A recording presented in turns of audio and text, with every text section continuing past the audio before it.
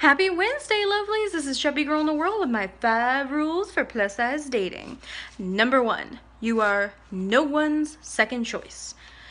You deserve to be a priority in someone's life. If you're looking for a long-term relationship and you want that, then make sure that that person is making you a priority.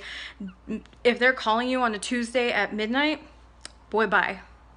Bye, or girl bye, whichever one, doesn't matter, or girl and boy bye, whatever your deal is, bye, because you deserve someone who's going to make you a priority and someone who's going to make space for you in their life. If you just want to hook up and that's all you want, then that's totally fine. Just make sure it's on your terms and that everything's spelled out so that you know what the deal is, that you know what's going on. Number 2, in the plus size world in dating, you're not always going to be somebody's cup of tea. That's just the way it is. I'm not always going to be somebody's cup of tea. You're not going to be somebody's cup of tea. Somebody might not like Beyonce. Like, I don't know who that person would be, but I'm just saying there's got to be somebody on the planet that's like, Beyonce? Nah. So just be aware that everyone has their own preferences. That doesn't mean that it has anything to do with you as a person or anything to do with your value. It just is that particular person. There's no chemistry between you and them, and that's totally fine. There's going to be lots of people you have chemistry with. Now, the other side of that is that there's going to be people in the plus community who are going to be way too enthusiastic about dating any and every plus size person that they can get their hands on. You really need to be careful about these people because they aren't looking for a relationship. They're looking for an object to fetishize. So they don't see you as a person. They see you as a means to an end for their own gratification. And I don't want to see that happen to any of you. If you are someone who wants that and wants that kind of worship and you understand the dynamics of that kind of relationship, then you can. But the truth is most people don't understand and aren't emotionally equipped to deal with that.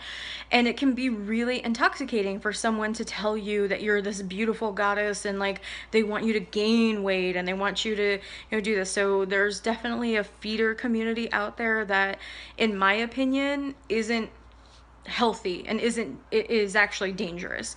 So I would definitely just be careful about people who are a little too enthusiastic and who treat you, like I said, as a means to an end, not necessarily.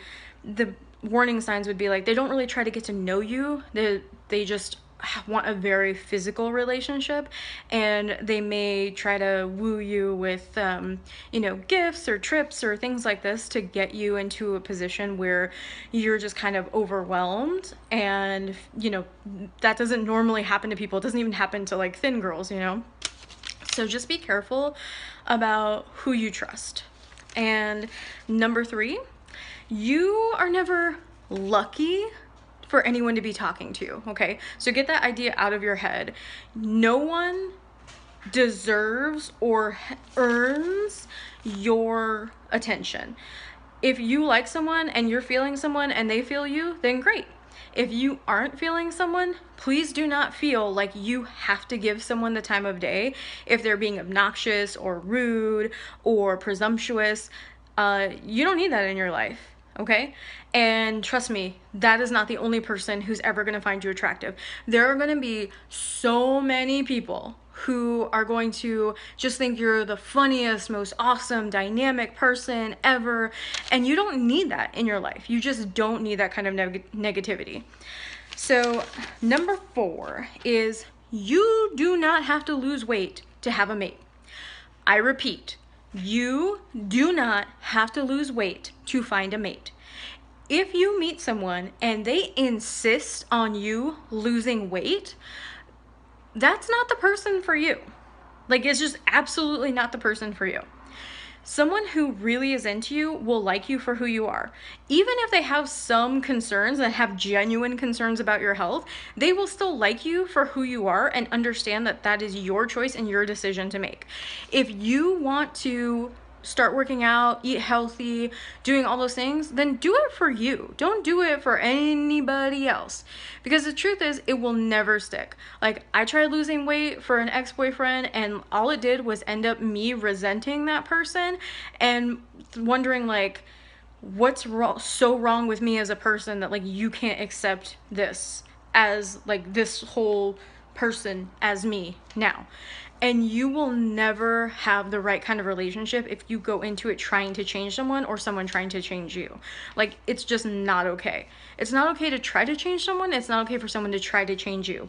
Now, if you say you want to change and somebody's like offering their help to you, and like say you start dating a fitness coach and you're like, yeah, I want to change, like, that's a little bit different because you've said you wanted to. So you kind of have to have that give and take there, but it really has to, you have to initiate that change for you. Number 5, you don't have to love yourself to find a mate. You don't. The truth is, I don't love myself. I'm okay with myself. And you can just be okay with yourself. We all have things that we want to change. We all have things that we definitely don't really understand why we do certain things, but if you want to change, then you can change. My definition of being okay with yourself is that you wake up every morning and you say, you know what, today's pretty good. Like, today's gonna be an okay day. Now, for me, don't talk to me before I have coffee. Like, my husband knows that. After coffee, everything's okay. So if you feel like you can generally deal with the world at large and you can generally deal with everything that happens to you on a day-to-day basis, then you're pretty happy and you're pretty okay. I think that's a safe space to have a relationship. But if you're waking up and you literally just can't think of anything good about yourself, I want you to seek out counseling. Like, I want you to find someone to talk to so that you can get to that point where you're okay. We all have things we want to change. We all have like little things that, don't really feel right and don't really about ourselves, that, stuff that we just aren't happy with. So that's okay, but it shouldn't be this all-consuming narrative in your life. It just shouldn't be on all the time, because that's not okay and that's not healthy. So please, if that is what's happening to you, please seek out help and please talk to someone. I will link free resources down below in the description. And if you're feeling that way, if you feel that kind of way, please don't jump into a relationship, because a lot of times people who do not have the best intentions will seek out people who they think are vulnerable. And when you're giving off those vibes, you're giving off this vulnerable vibe, and people have ended up in really bad situations. And I want you to, and mostly I just want you to be okay with yourself, because you are this amazing, wonderful powerhouse of energy, and you have a special gift that you are put here on earth to do. And I truly believe that about every single person. So I want you to understand. And if no one has told you today, you're rocking it, you're super cute, nice butt.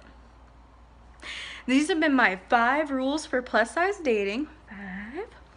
And please let me know in the comments down below if you like these, if you agree, if you disagree. Also, this is my experience as a hetero, gender normative cis woman.